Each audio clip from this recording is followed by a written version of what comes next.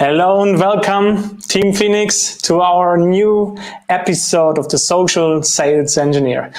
Welcome on LinkedIn Live or YouTube Live, wherever you are. Welcome in the recording. If you're just re-watching this, please write your comments right there. We will see this afterwards and answer. And of course, please, everybody who's here, comment, share your opinions, talk to us. There's Jennifer on there.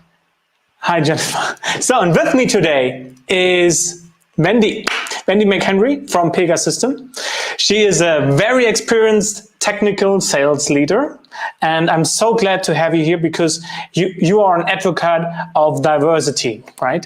So do you want to actually introduce yourself a bit, Wendy? Sure, absolutely. Thank you so much, Patrick, for having me. I am a senior manager in SE effectiveness at Pega. Before moving into the effectiveness role, I led a financial services pre-sales team at Pega. Before joining Pega, I led the inside sales pre-sales team for the Americas at SAS. And before SAS, I was a technology leader at Accenture. So you can see I've been very passionate about technology for my entire career. Wow.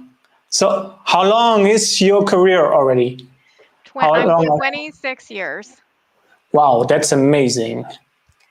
Long time.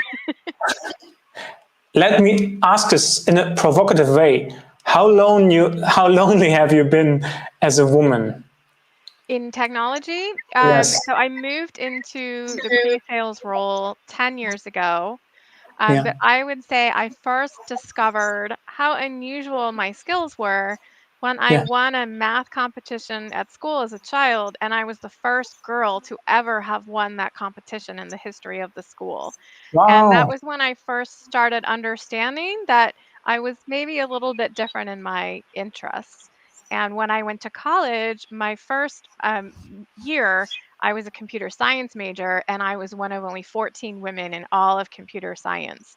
And so I was quickly figuring out this uniqueness of being a woman who was good at math, good at technology. And through my conversations with many women in pre-sales, many of us have been in that position at one point or another where we're either the only woman in pre-sales or we're going to client meetings and we're the only woman in that meeting. That happens to quite a bit of us. I got goosebumps as you said that, right? That you're the first woman to actually win this contest, right? Your math contest. It's amazing, and what you made out of it. And yeah, so how would you describe this whole journey, like your journey? I can imagine isn't it tough, or I can't put myself into the position. So how would you describe what you experienced in the past? Absolutely. So first of all, I would say there certainly are those of us that have had those moments where it is hard sometimes and it is challenging. And there certainly have been those times where I felt both I wanted to throw in the proverbial towel and like that's it. I don't want to keep pushing. But I have found in my adulthood so much joy out of mentoring and coaching and encouraging other women who are interested in science, technology, engineering, and mathematics.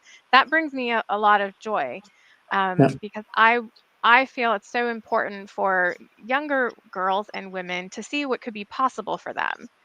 So when I went to graduate school for statistics, I was asked, why? Why would you why would you do that? And to me, it just came from a place of passion and following my interests. And oh, that sounds like a really cool opportunity. And at all times, I'm looking for what I can learn. If you look at my career journey, it has not been this upwards trajectory at all times. Many times there have been these lateral movements. So we call that our career jungle gym. It's not a career ladder, it's a jungle gym, right? These lateral moves, because it comes down to what will I be learning and who will I be getting to work with and learn from? Because for me, it's about the people that I can learn from. And so for me, being the only woman or the first women has been an exciting challenge to work with. Mhm. And at times I don't notice it, and at other times it can be a little jarring when you realize, wait a minute, how am I the only one at this table? And it for me, it's all about wanting to encourage and bring other women so that I'm not the only one sitting there. And I think you're seeing that out in the industry as a whole. We have many passionate women leaders in pre-sales that want to bring other women into pre-sales, and they want Mhm. to elevate and promote them into leadership roles. That's amazing. I have two daughters, right? They're 5 and 7 now. How can I bring them into a Wendy mindset? Like, how do I make them interested in mathematics, for example, or physics? So, did your parents play a role in that? They did, and I think that's a fair point. So showing my age a little bit, when I was young, my father bought a computer for the home. So the PC was a brand new thing back at that Mhm. time, and I actually went to a camp in the summer to learn computer programming, and Oh. I was hooked ever since. So for me, I have a daughter as well. Both of my kids have gone to computer programming classes, camps, extracurriculars. I've given them those opportunities, and Mhm. it has been really fun to pass that down. I was very fortunate. My father worked at a university, so I grew up in that very academic mindset. So it Mhm. instilled in me this desire to be a continuous learner.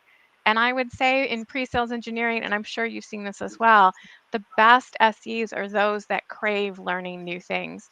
And we need to be continuous learners to be successful in this role because the Mhm. technology is constantly changing. Our clients' needs are continually changing.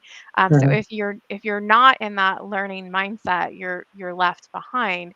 So I would say for younger children, I have gone out into mostly grade 6 through 12 schools, so in the US, middle school and high school, but occasionally the younger grades as well.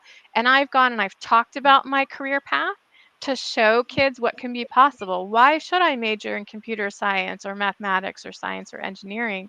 And what kind of careers are available to you in technology that are not just sitting behind the computer programming all day long? What could I do with that kind of degree pursuit?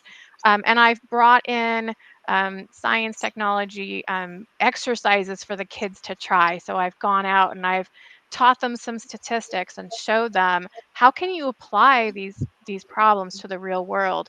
Do you enjoy going to any sports games? How do the sports teams use technology behind the scenes Mhm. to make them successful? So you're showing them that you're using this technology in your everyday life, Mhm. and the fun behind it. For me, that was actually how I got hooked. My very first professional job outside of school was working in essentially grocery store analytics. And grocery stores is something that we all do. We all have to go buy food. And how do grocery stores determine which products are on the shelf, how much to charge? What about coupons and discounts and however that looks like now, those promotions that they do? For me, that was my first exposure to different clients and brands that I knew. And Mhm. it made it really exciting and fun. And I think showing our kids that technology can be really fun. I mean, beyond just playing on the tablet, like my young son loves to do, playing on the iPad, but Yeah. show them that they can develop an app themselves, right? Mhm. That is really a powerful experience. It's just what happened to me. My first computer program was an animated rocket ship launch. And then by the time I was in college, I was working with NASA engineers to design satellite launches. I mean, super Oh. cool stuff that you can do. And I think it's just instilling that excitement of what's possible in the kids, I think is so important. And whatever path that they then can choose with that. What I love to see, I have reached out to some college students today that have Mhm. these sales engineering groups in their colleges. And so they're learning about being in pre-sales in college. I wish I had found out about this career sooner, right? Yeah. Yeah, and it's important to do that, right? So you have to develop the skills early, because most of us, I think, came sideways into the role, right? Right. Because nobody learned it. Maybe you heard of it. What's sales engineering? Right. Never heard of this. Okay, this sounds interesting. Can I try? Exactly, Right? exactly. And for me, it came down to I was working in IT, and we were buying some large enterprise software. And the Mhm. sales engineer came to meet with us, and I thought, oh my gosh, wait a minute, this person is just sitting here talking to us about technology all day. How can I get that job? That's amazing. I'm doing what I love in terms of working with people and working with technology. To me, it was like a light bulb went off and it just clicked for me. Mhm. Okay, great. I have some questions that I typically ask. And I want to ask them to you too, maybe with a bit of a twist. Sure. Let me start with this one. So, what's the biggest myth that I would say female sales engineers are told about the role? Maybe not especially about social media. Let's cover this maybe a bit later. What do you think about social media? But what is the biggest myth that maybe women say, "Oh, I can't do this," or are being told about the role in general? Something like this. Sure, absolutely. I first of all, I think the biggest myth about social media is that I should only be posting about my product or service that I'm selling. Yeah. I think that is a huge missed opportunity for social media, and especially I think for women, it's really a great way to build your own personal brand. And that's Mhm. such an important part of your career journey. When when you leave a meeting, what is it that people are going to remember about you? What are they going to remember about you 6 months after they've worked with you a year later? I am still connected with clients I've had 10 years ago. I still have a personal relationship with them. And it's really today about being authentic on social media. And you're not only representing your product, your portfolio, your services that you offer, but who you are as a person and what do you bring to the table. Mhm. And it's more than, and some companies will offer you material. Here's information about our latest offering. Go, this is available to you to post on social media. Yeah. When you take that content, make it your own. What is your perspective that you're adding to the conversation? Because that's what social should be. It should be our conversation that we're collectively having. So, what's your viewpoint and perspective about your product or your service that you can bring for your clients, for your partners, and for your colleagues? Yeah. And from your perspective, what's the biggest benefit in doing this? So, what problem does it solve? So for me personally, I try to think about this like sales engineers, I think, miss a lot of opportunities on social media. And I think the reason is a missing why, like the personal reason. Um, do you have one or two for me, those personal reasons why I Sure. should do it? Sure, absolutely. I think the biggest reason to do it is building the relationships, especially today and where we have been in this pandemic. What has been missing from our lives is that personal connection. People are actually craving that because we are social creatures, and we need that, and that includes in our work. We can't remove the human part of us at work. That's just not how it goes. No. And but having that relationship, you are building that trust. And so then perhaps the opportunity isn't right at this time, but they will remember you if you are able to build that relationship, and they will know in 6 months or a year, oh, I have this opportunity that's come up now. I'm going to go and reach out to Patrick because I remember Patrick knows a lot about this subject. And that's what you want. And when Yeah. people talk about that organic movement on social media, that's what they're talking about. And then the secondary one is the personal brand. I found my current position by being recruited on LinkedIn. And that's absolutely what I think we're seeing happen a lot today.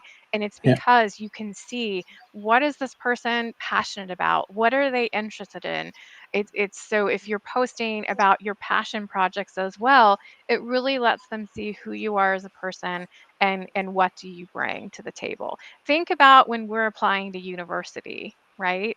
Everyone has these academic perspective that they bring to the table. Hmm. Universities want to know, what else do you offer? And it's the Hmm. same thing in our careers. We're more than just those numbers on the page. Exactly. Great reasons. There's Rob. Hey, Rob. Good to see you. He agrees also, right? And his message is, I think, maybe you can say something about this too. Jobs change, your authenticity does not. How authentic do I have to be? Like, maybe for context, what I sometimes hear people say, I'm rude, right? But I'm authentic. I think that's not a good way to. It's an excuse, right? Rather than showing your best authentic self. So, how do you see this? I think that's a great question. Um, I I have heard several times over my career people say they try to separate their personal life from their professional life. This is not the same thing. This is still being authentically you, and again, it's bringing your perspective and your voice. And I learned, actually, when I started showing it more authentically, I actually that supercharged me at work. It made me Mhm. so much more successful when I wasn't spending that energy hiding who I was. Because when you're living inauthentically, it takes energy. It takes energy to hide those parts of yourself from others. Do you Um, have a concrete example? I have Can a you? I have an excellent concrete example. Um, so for me, I am very extroverted, and you can see I have a lot of motion here. Uh-huh. And I was told once, okay, that I talked too much, and that's common for me. I've had that my whole life. I've gotten that feedback because I get so excited and so passionate. Mhm. And then I realized, okay, if I'm channeling that in the right fashion, actually pre-sales is perfect. It gives me that opportunity to talk, much different than when I was working as a programmer and I was just needed to program my work and do that. But I realized my perspective is valuable, and people want to hear my perspective and my point of view. And it may not be the decision that ends up being made, but I'm offering my viewpoint. So Yeah. I've realized my passion and excitement is a superpower of mine. Yeah. And I'm anyway. So that's the example I would offer. Cool. Can you take my fear away? Like, what I often hear when I talk about this topic with sales engineers, it's like either, yeah, social media is scam, everything is fairy dust or hot air, right? Nobody cares. The topic is like not so good. And the other thing is, who cares about my opinion? Why should I post something or publish something that somebody else maybe has said before? What would you answer those people with those thoughts? And I certainly am guilty of the same. And I chalk that up to imposter syndrome. And it's sometimes having to get out of your own way and Mhm. realizing that, by putting yourself out there, you will have more successes than not, right?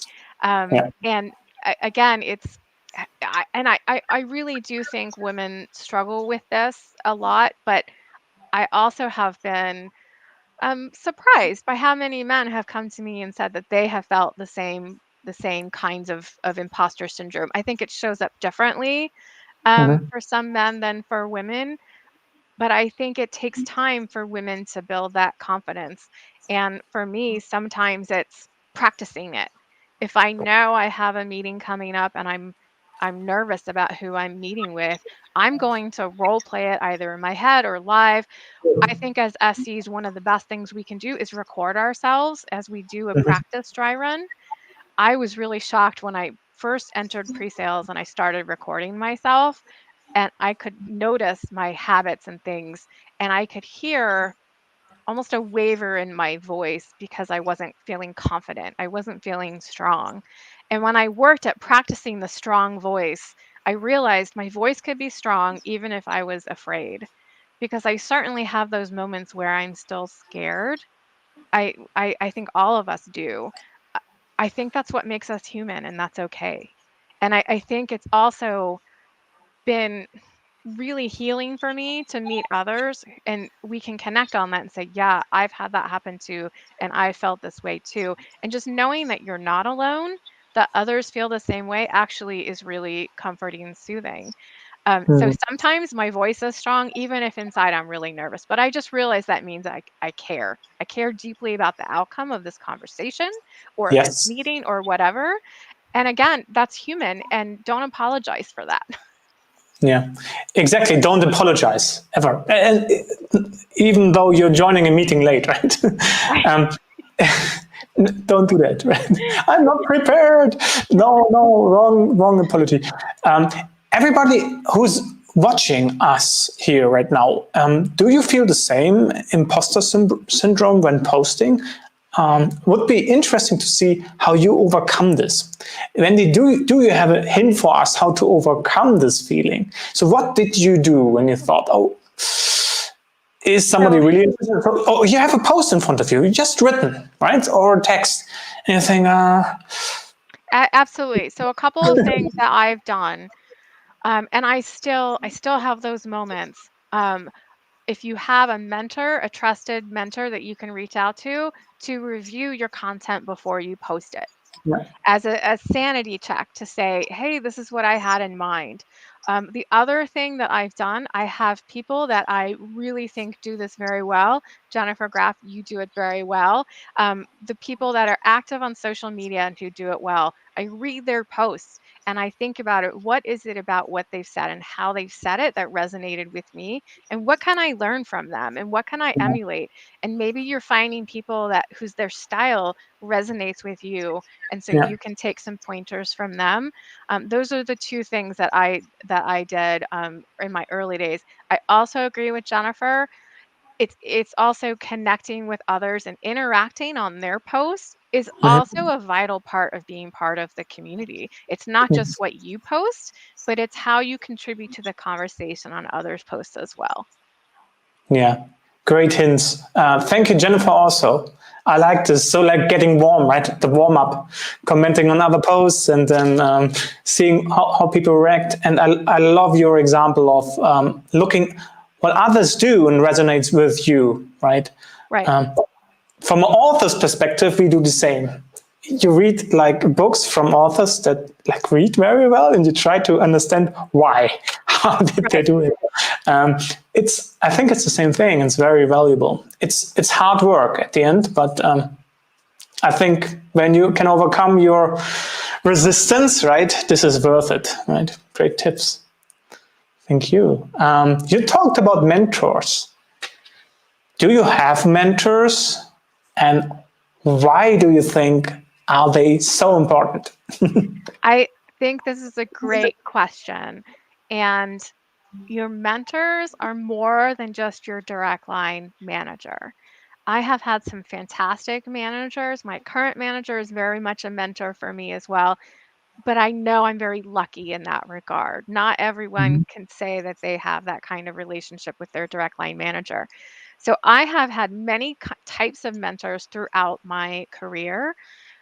I really find if there's someone that really inspires me and I'm really like just driven and like I walk away from that conversation with that person so Cool. excited and inspired, that's someone I really want to learn from. Some of my mentors have been in pre-sales, some have been in sales. So who are my sales leaders that I'm inspired by and I want to learn from and emulate? Some of these mentorship relationships I've formed over the years have been formal, where I've maybe I'm asking them out for coffee. I'd really like to meet with you on a regular basis. And they have turned into people that when I'm in a tough spot and I say, hey, I have something troubling me I need to work through. Can I Mhm. meet and run this by you? And maybe it's a meeting I'm preparing for, and I have to, it's hard. It's a hard meeting. I want to talk through, help me frame my messaging up. Am I on the right track here? How would you handle this tough spot I'm in? What advice do you have for me? That has been so vital to me. I have appreciated everyone who's acted as a mentor to me. And some of my mentors have been direct lateral colleagues to me, of course. It really comes down to that personal relationship and what they offer. The mentor does not have to be someone in a formal leadership position. And you may also find mentors at other points in your life outside your direct job. So I have mentors from previous jobs. I also can think of mentors I've had at clients I've worked with over the years too. Mhm. And I've also found it also depends on where I am right now, what problems I'm working through, and what I'm trying to achieve. What are my goals in the next 12 months? Who can I learn from? So I'm looking Mhm. for that in my mentors. How do you find them? So let's assume I'm somebody very new, like to the realm, maybe to sales engineering, just started. How do I find mentors? What do I ask? So I mean, it's tough, right? So just go to somebody who seems to be maybe high in hierarchy or very influential, whatever. What's your strategy there? I think that's a great point. So let's say you are brand new in sales engineering. A Mhm. great tip is your new hiring manager. You should be asking them, hey, who should I be getting to know? Not only on our team, but around the company. Who do you think I should meet with? And then ask to schedule a 30-minute one-on-one with them. If they're a more senior level person, you might want to be thinking through, if I get 5 minutes in an elevator with that person, what would I ask them? Mhm. What and you make that and that quick little conversation could be the beginning of building a mentoring relationship. But that is essentially how I've started at every new job I've had, is looking around and saying, okay, who do I want to get to know? When you're new, I do recommend setting up get to know you times with everyone on your direct team, everyone on the sales teams that you're going to be working with, your account executives and your sales leadership, and then looking around the SE ecosystem that you're in, who else should I be getting to know? And then as you have those meetings, out of that, give yourself that check. Who are those people that inspired me? Who can I learn from? And how can I keep learning from them on an ongoing basis? And so for me, it has been much more than a formal mentorship program, although your company may offer that. And if they do, take advantage of that. Definitely do. That's a wonderful offering. Not every company has those. And again, it's think evaluating it. For me, I try to evaluate it every year. I'm looking at year long, what are my goals this year?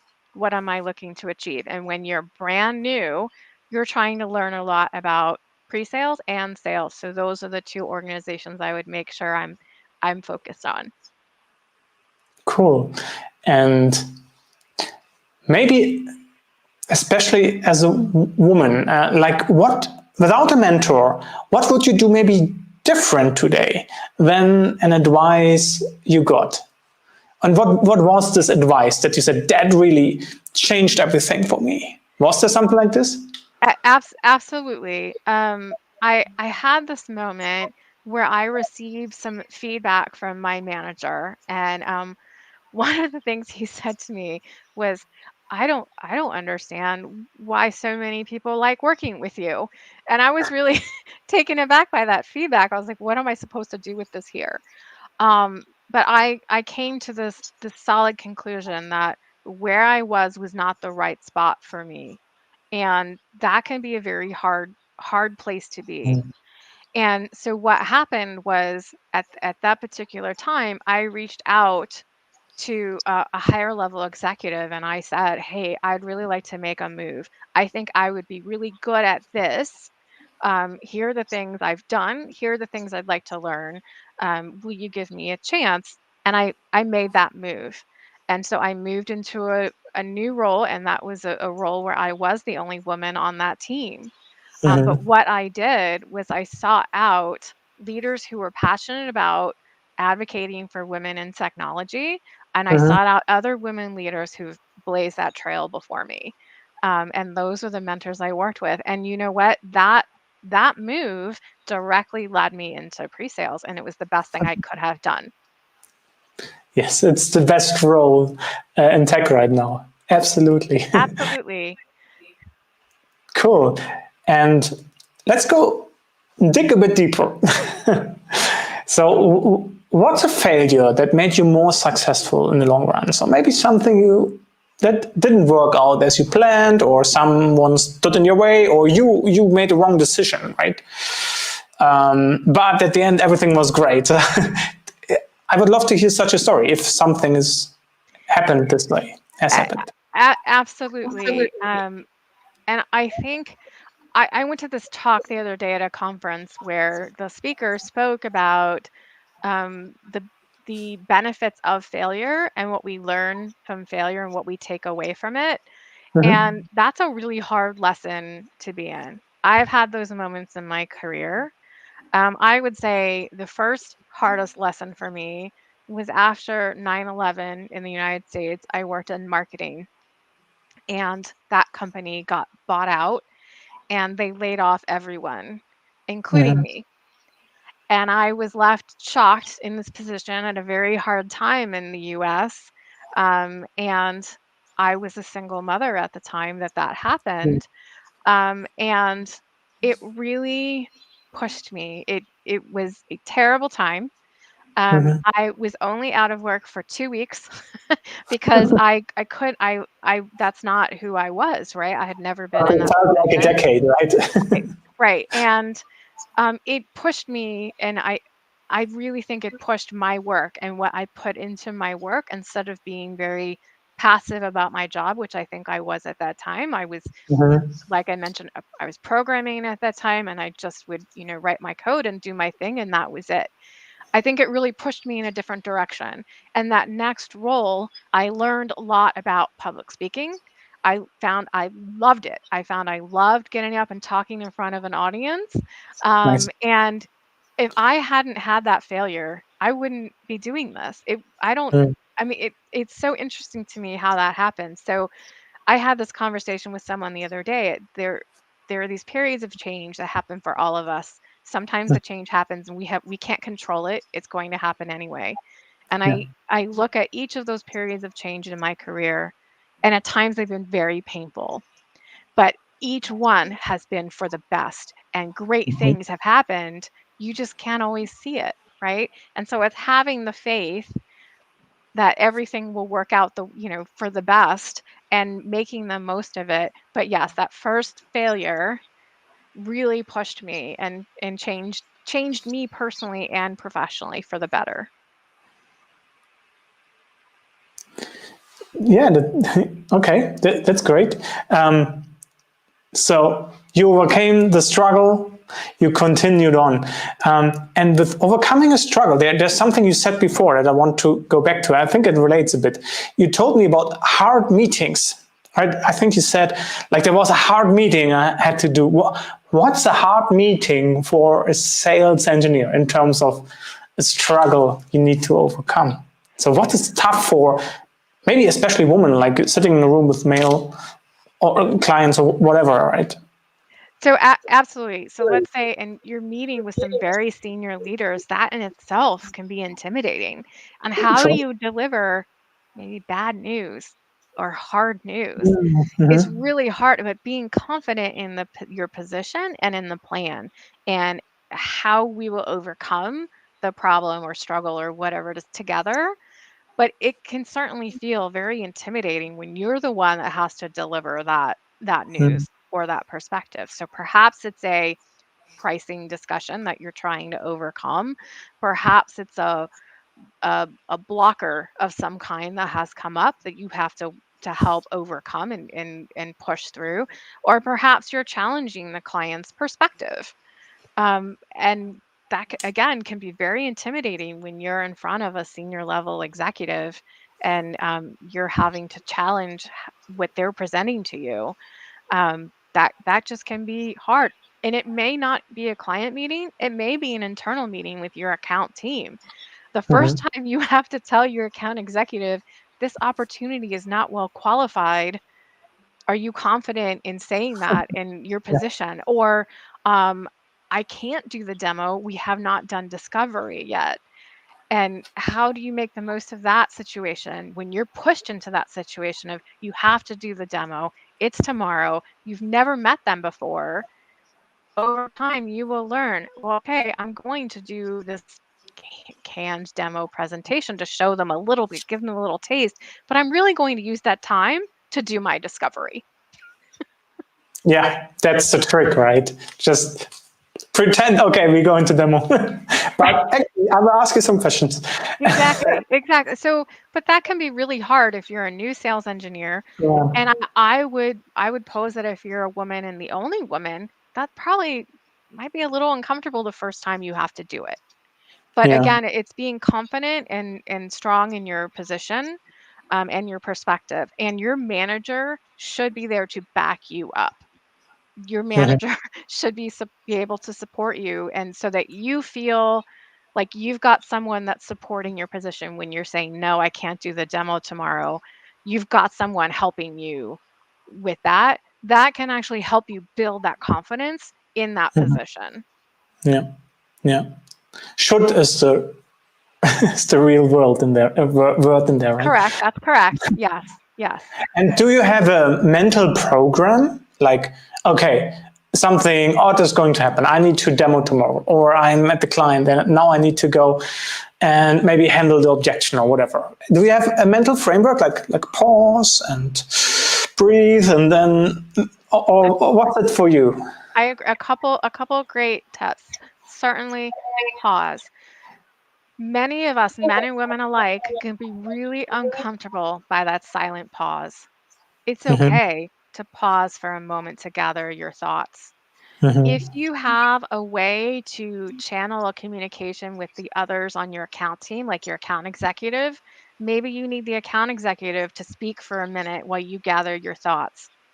Once you have that partnership with your account executive, and certainly if it's a remote demo, you should have a back channel communication for your account executive to be able to tell you, excuse me, AE, I need you to talk about this for a minute while I gather my thoughts. The other trick that if you haven't used this yet is really helpful is pausing your WebEx or your Zoom, pausing the screen.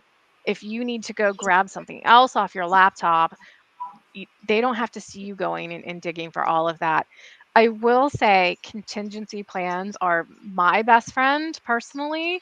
I like to run through possible scenarios and have a plan in advance. I also find I like to have like a toolkit of demos that I can pull from if I have to do this. I once had the situation where an account executive called me and said, hey, I have this client on the phone. I need you to jump on with me. And I was an SE manager at the time. I need you to jump on with me. We've never talked to them before and they want to see a demo. I got on the call. I talked to the client for 45 minutes. I showed 10 minutes of demo, just like I spun up an image and I brought up the demo. And can you believe we progressed that opportunity? All I did was a 10-minute, but what it was selling the value. The value of what they were about to see and painting that vision was what was important. So it was that 45 minutes up front that was the important part, but it's having those contingency plans. So for example, you are doing the demo tomorrow. What's your backup plan? There was an AWS outage yesterday. I know that really was painful for a lot of us, but it's having those backup plans when technology goes down. I once went to a bank for a demo. I went on site and I didn't know what they were going, how they were going to do this, but they took us down into the basement. And again, this is a bank. So it was these concrete, huge, thick walls, no Wi-Fi, no hotspot, nothing. So whiteboarding, it came down to whiteboarding. So that's a large part of, I know all of us that are SEs feel this, those contingency plans. What are my backups? And running through in my mind, okay, this is contingency A, B, C. What are my backup plans? Because as a last resort, the last resort is rescheduling the meeting. But we really don't want to do that, right? We have that time with the client. We want to have that conversation, progress the opportunity. Mm-hmm. That's amazing. I have a similar thing with the CIO, but not today. But what I wanted to say though is you spoke about the discovery and that you just took 10 minutes. And I think one of the things a great mentor of mine told me once, and it was a revelation, like, it's not about the demo. Have a normal conversation, right? Speak to the people. It's not that you show the demo. Actually, and that's also part of literature. So everybody who's interested in this, questions are the answer. It's a great book on that. The questions you ask, they show that you're an expert, not the tool you show, right? Mm-hmm. It shows the client when you ask clever questions that you are really into the domain, and that's the important bit, right? So have this normal conversation and prepare questions. This was also my contingency plans. Good questions. Like whenever I go blank, like, oh, right.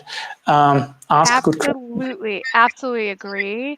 And if you have, you will build like your bank of questions that you like to ask, but it's also, I'll add to that, it's also listening to what the client is saying. And then your next question, showing that you heard and understood what they said. That also is really meaningful from a human psychology perspective. Yes. It's a reciprocity, right? Like you give something, they give something back. Yeah, that's cool. Nice advice.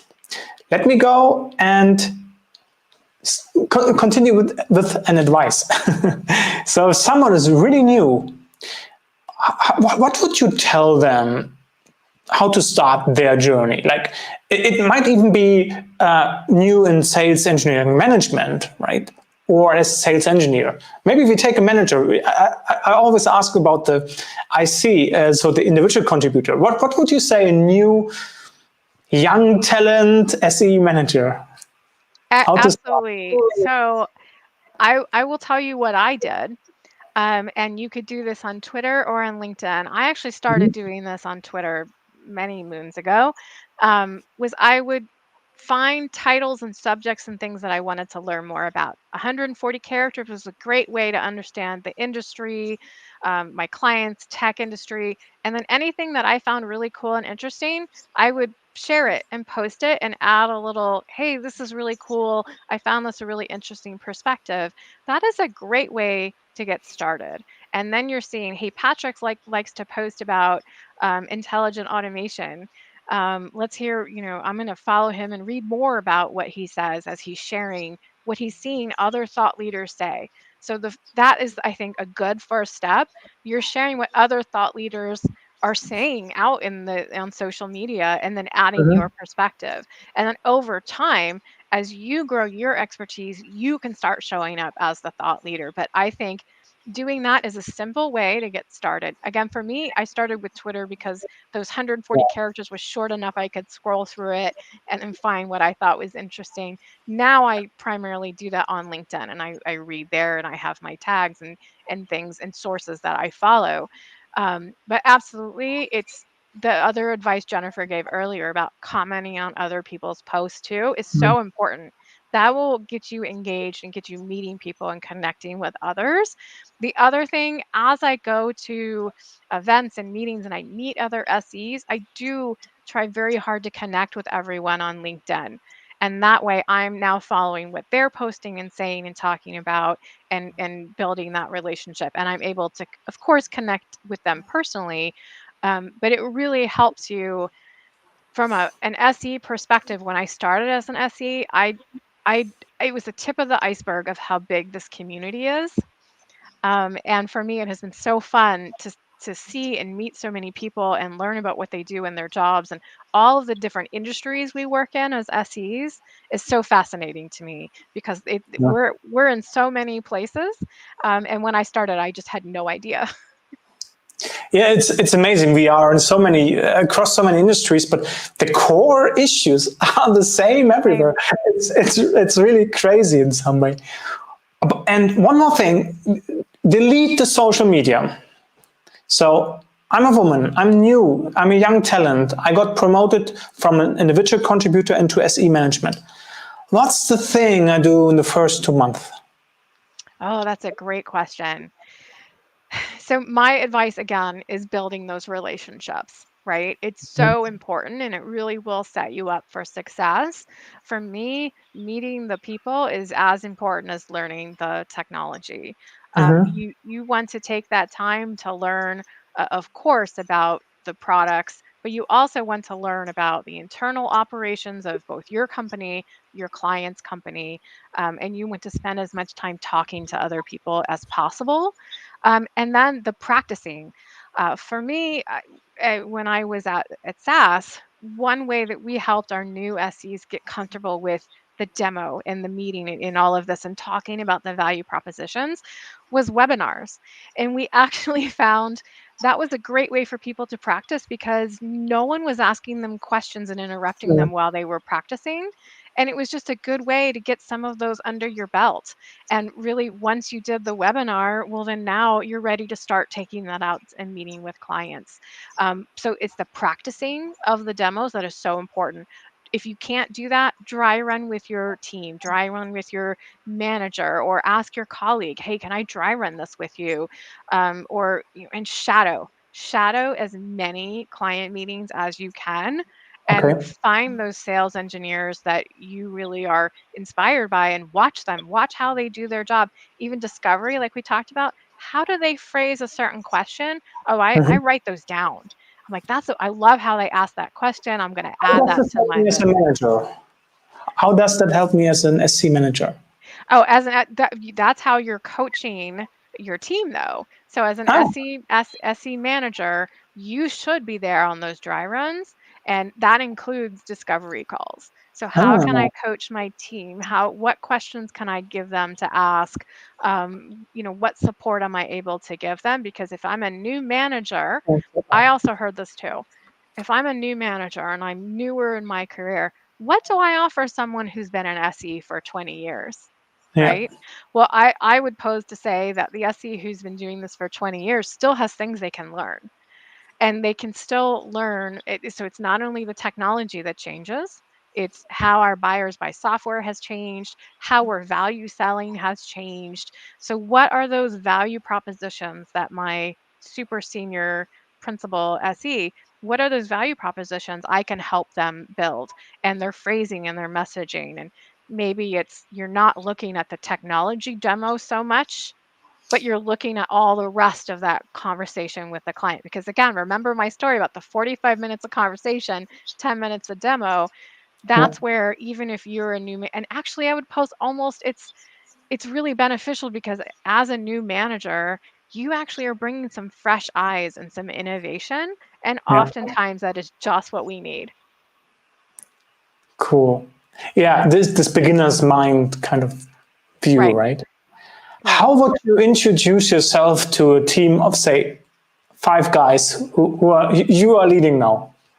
Well, I have to say I have been in that position several times, Yeah. and when you're a new manager and you're leading this team and you're the woman and they're all men, um, I try to lead with not only okay, here's the experience I bring to the table, but again, it's Hmm. building those relationships with each person individually. And I would pose when you're in the meeting and you're the only woman in the meeting, I used to be scared of it.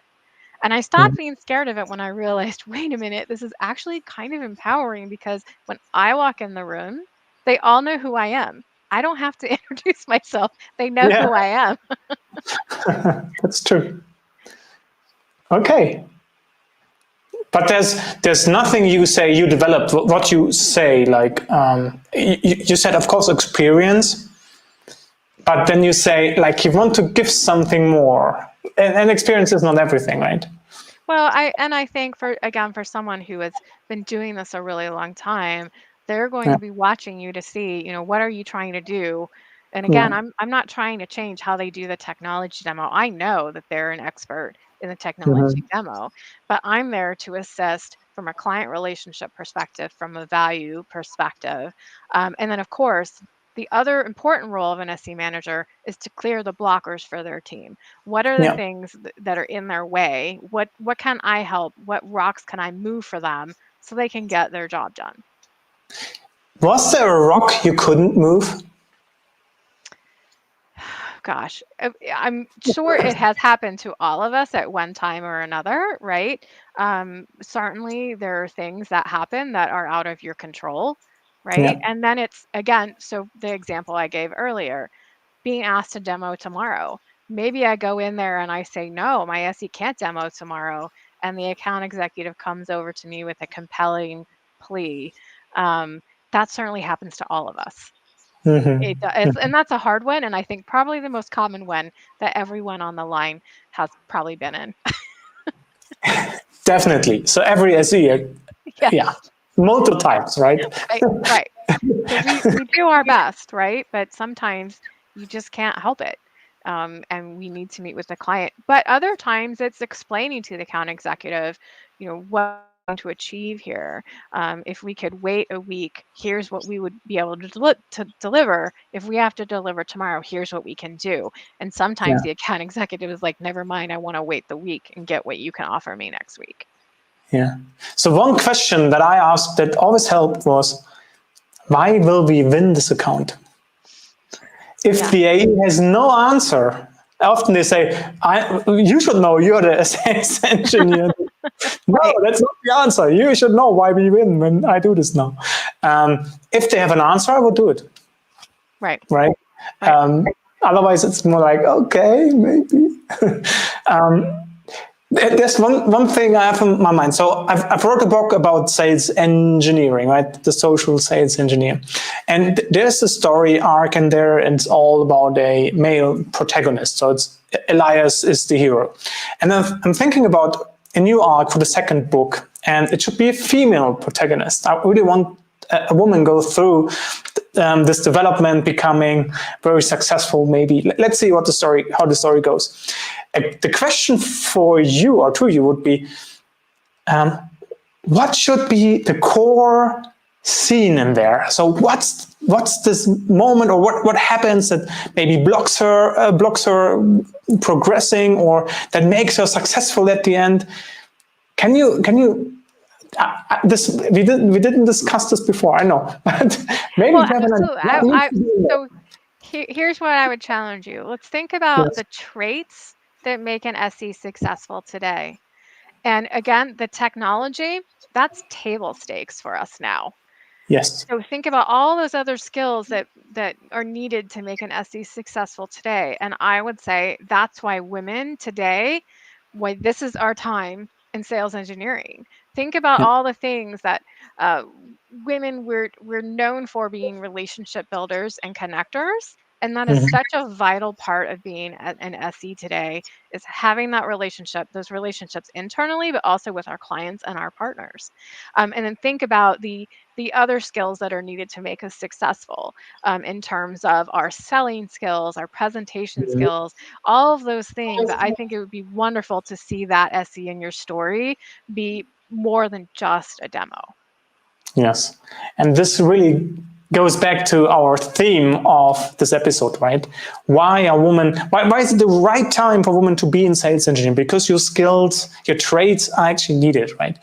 I love it so much. It's and it's really valuable to mix the team. Absolutely. And it's not that we're looking for computer science majors, right? So perhaps you've worked in financial services for 10 years. That industry expertise is so valuable. Can you think analytically and technically? You will learn whatever technology comes at your way. saying that someone has to know a particular technology, well, that technology is going to be out of date in 6 months to a year anyway with new technology. So I think it's more that ability to learn technology and being passionate about technology that I look for. Yeah, that's amazing. And you said something in the preparation, so we had a call before, right? And you said something that inspired me. It was about diversity and background. And do you remember this discussion about I do hiring? very much remember. Could you explain this quickly to the audience? So we talked about the diversity and what it means for you also. Absolutely. So, when it comes to recruiting and diversity, people so often tend to just automatically think diversity is how we look, what we look like, the color of our skin, our gender identity. But I pose in pre-sales engineering, diversity so much is also the diversity of background and skills as well. So again, I've seen successful SEs who are attorneys. They're not a computer science major, but they're very successful. They're able to have those negotiation conversations, those tough conversations, right?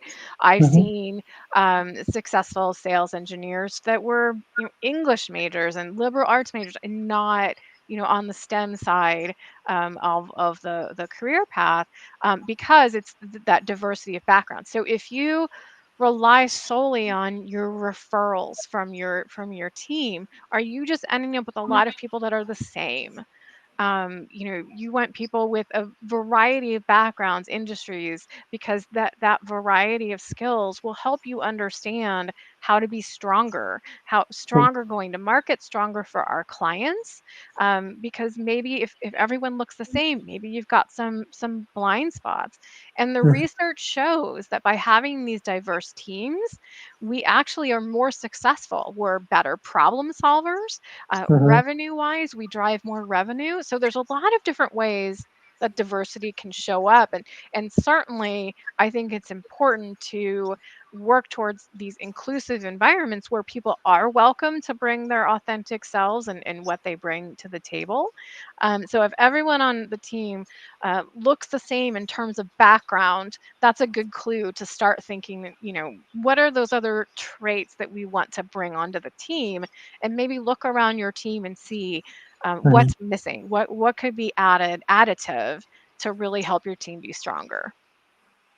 That's such a nice view. Like, I love you how you frame this whole thing of this background. Yeah, that's amazing, because I think everybody knows, like, we do recruiting outreach, right? Everybody reaches out into their network, and the thing you told me then is, like, when everybody reaches out to the network, you get the same personality, right? Because we tend to work Right. access people who are like us, so we just add us again.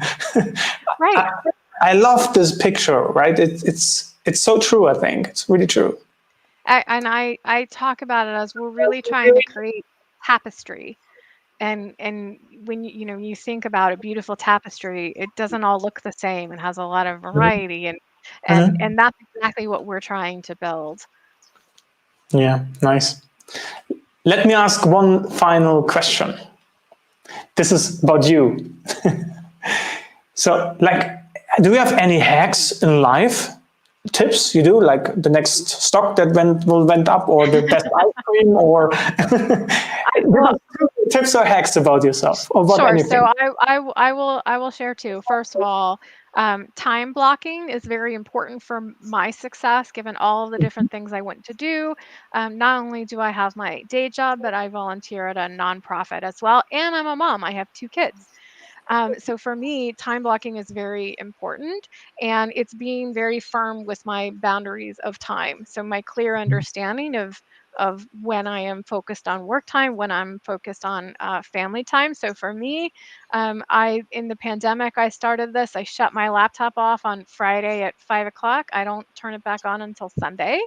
And that gives me a nice mental break. And believe me, Yeah. I've learned that to be a high performer, you have to have that rest and recovery in there Absolutely. in order to succeed further. The second tip that I will share that has been successful for me is outsourcing what you really don't enjoy doing. So Oh, finding those people in your village, in your life to help you.